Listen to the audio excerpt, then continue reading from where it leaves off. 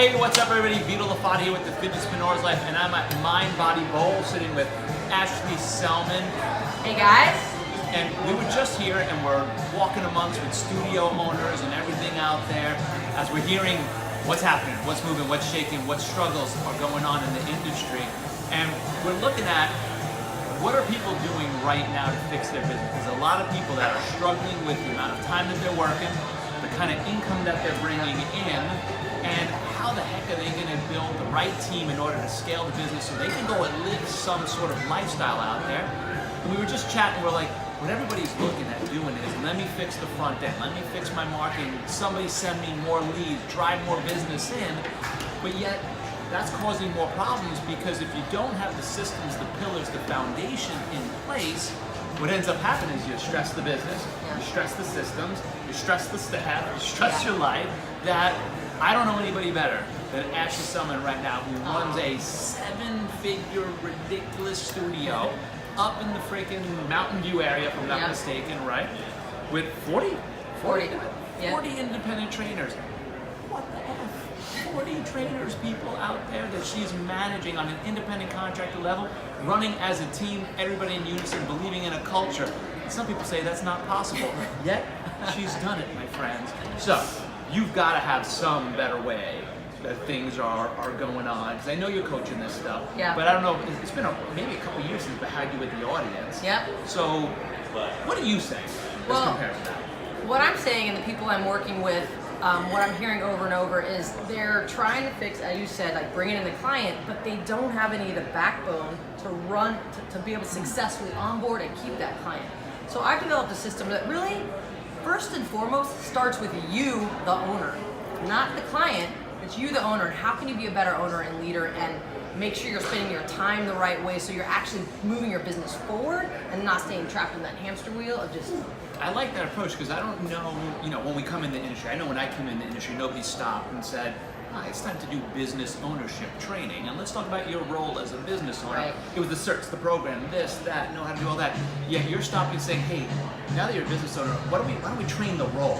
Exactly. And start with that. So you start working with them. What do you do inside that? Yeah, because owners are so passionate about training, they get into the owner role and they're sometimes uncomfortable switching that hat, and they're still so focused on training. And I try to really take, okay, yes, you can still be a trainer and an owner, but we need to start switching your thinking. So we do strategy sessions. We talk about like what does it really mean to be a consistent leader for your team. A lot of leadership training, because if you can't be a leader, you're never going to be able to grow. You're not going to have the retention of the team that you want to have. If people focus on, am I getting the right people? It's like, yeah, that's part of it, but are you leading your people in the way you want? So you can get great people, and then you can't lead them, they're jumping ship, they're going somewhere else. And that is such a big problem in this industry is turnover. And I've been fortunate to have, I have 15 people on my team that have been there 10 years or more now. And so retention is one's behind the camera right now. Yeah, exactly. Thanks, Carmen. So you work on, pillar number one is work on your role as the leader or as the business owner. Right. Then from there, where do you kind of start moving? The next one, and to me this is almost the biggest game changer, is taking control of your schedule. And what that means to me, first of all, maximize the money you're making on the floor, because a lot of owners still rely on that income. So they can't just go, I'm not going to train any more clients because that's a big chunk of their income. But maximize that. Leverage it so you're spending less time on the floor, still bringing in the same, if not more income. Use the new hours to focus on business development and really start to get strategic about those more the administrative tasks and other tasks that somebody else could do that you could train. Learn how to delegate, systemize those, and then really what most people struggle with is spending their time in the right areas, which is in business growth and business development. But those aren't immediate return things. Like you spend time, it doesn't happen right away, so it's so hard to prioritize that when there's all these fires blowing up in your facility or you have clients that need to be trained. It's like, but it is the only way you're going to really grow your business forward to get those profits you want, to get the time freedom you want. So it's really being strategic with people how to move those blocks so that they can be spending their time in the most productive and the most profitable way possible. Okay, so those are some of the main foundation. You don't have that, you got nowhere else to move. Right. So there's no point in even looking at the other stuff. Exactly. But say somebody gets that in place.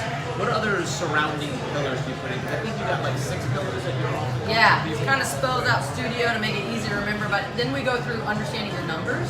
And what I talk about there, besides just like, are you really looking at your numbers every month, which surprising, a lot of people are not, but you need to know what decisions to make and know which revenue streams are actually profitable so you can focus your time and not be distracted doing 7 revenue streams when 3 of them are doing nothing for you and it's taking your valuable time. Yep. So learning where to put your energy, what things to grow, where to put your focus. Then we get into my favorite topic, and what I talked about here in Gold was developing your team. And I feel like that's not only one of my favorite topics, but one of my, correct. That's the only way we can get bigger than ourselves and make more impact and create that freedom. And so I really go through exactly who are you looking for first and foremost, how do you know, how do you get specific, employee or independent contractor, what's the difference? The ultimate debate in the industry. Exactly. And I love how you're one of the few people that is just like, man, let's question that. That is not a truth, an absolute in the industry.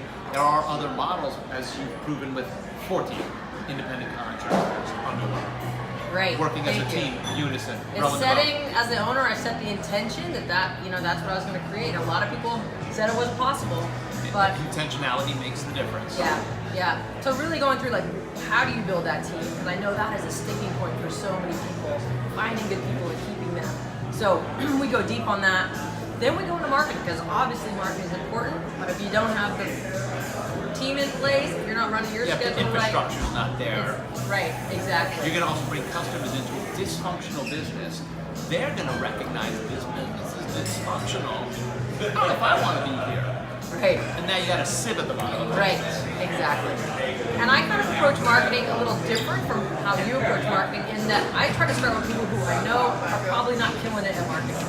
They need to first own their local, Smart, yeah. and they need to take baby steps where they're creating habits. Because I feel like a lot of studio owners I talk to get overwhelmed by marketing, and then they tend to be really inconsistent. And as we both know, that's not going to get you anywhere. It's all episodic. Yeah. So it's creating, where are you now? What baby steps can you take to start building some consistency in your marketing plan? And then you can add on more. And then you can add on getting online or doing other things. But you first got to own your local, create those You know, Vito relationships. that is one Carlos Santana. Used to say, own the strip in front of your Right. own place and whatnot. He did pretty well. Yeah, not bad, not bad. So they get their marketing in place. And then the last pillar, because once you get marketing up, people come in, how do you optimize your client onboarding and your client retention process so that the leads you get are going to be clients for years to come? Right, because you can't keep them. It's a constant feast of time, feast of time. That's why people look so much for lead acquisition. Because they're like, I got to constantly replace the people that are leaving. Right. Have a better retention model. Right. You won't be living and dying by. Of course, we always need new clients, Right. but we shouldn't be having to replace them constantly. Right, and as you said, that's expensive, and it also is a huge time sink. Starting a client is a lot of time investment up front, meeting with them, making sure they're set up right, get them on the schedule, get them set up with billing. It's a lot of time, and if you're having constant turnover, you're just continually having to start that process over again instead of just enjoying. And the other thing about retention, you can't have, people talk about community and culture, you cannot have community if you have high turnover of your team or of your clients. Because community is developed by long-term relationships, Correct. which you can only have if you have good relationships. And that's I don't know if a lot of people are approaching it that way as well, because like everybody wants to coach community and culture, but they're not saying that, well, in order to have that, there's all these things that happen before that. They just say you gotta have strong community, you gotta have a strong culture. But what creates that in the business isn't really being like, well, let's map that out. Right. These are the foundations that community and culture rests on, which is what you're teaching, which is freaking pretty awesome. So with my audience, like, I know I got a lot of people on the online, but I still got trainers, studio owners, and stuff in the fitness entrepreneurs life in our whole community and whatnot.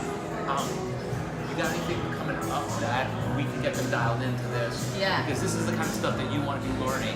If you're in the studio world, this is the kind of knowledge that you need to be successful. Stop spinning the wheel, stop spinning the plates. Well, so I've been doing a lot of one-on-one coaching, and I have a mastermind group, but when I meet people, and some people aren't ready to spend that amount of money, which I totally get, but I still want to help more people. So I'm actually launching a beta program teaching my studio foundation, those 6 pillars, through the course of 6 weeks, And in that beta program, I'm throwing in 6 actual live coaching calls where I'm gonna like get their questions, look at the assignments and what they're applying, and give them feedback. And I really want to go in deep with the people. I'm limiting the number because I want the people in it to be the right fit and to get a ton out of it. Because I'm creating this program with this beta group who want to get their feedback, and then I'm going to roll that out more to a broader audience next year. But this beta offering is, I mean, the coaching calls alone is more than paid. October 22nd is the kickoff, so we still got some time. Okay. I priced it really competitive because I want people in it, and giving you a referral fee for any of your networks, so they actually get $100 We're just going to off pay it the forward price. to you. We don't Exactly. about it here. Yeah. Yeah, no, I mean, they get a discount on the program because of because you're. We like, know you each speak other to a your little team. bit. Yeah, no, I want to help. I want to help, your tribe if anyone's a fit, and I feel really good about this program, and so I'm just excited to get out there. So you got a little webinar coming up?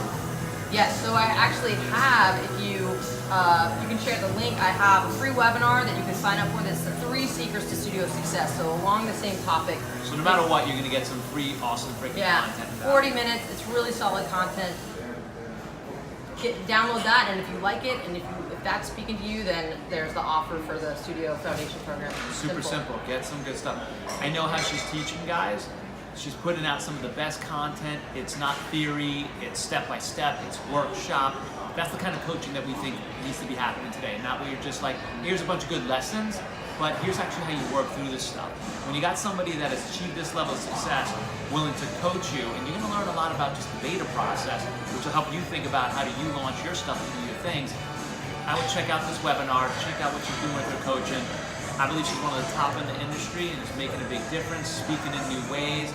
That I'm pumped to have had to stop by while we were at Bowl to get this out to you guys. Down below will probably be the link that you can get for her free webinar. Check that content out, and then if it's the right next step for you to achieve that next level of success, take her course. You can see a better value than that. Any last words? Yeah, and if you're not sure if it's right for you, hit me up, send me an email. I'm happy to hop on a call with you and actually talk to you and see, like, is this a fit for you? Can I help you? Because I just want people in the course that are going to benefit from what I have to teach. So I'd love to just chat with you, and we'll see if it's a fit. Awesome, guys. So we're going to sign off for today. Keep getting after your success. We look forward to seeing you in future episodes.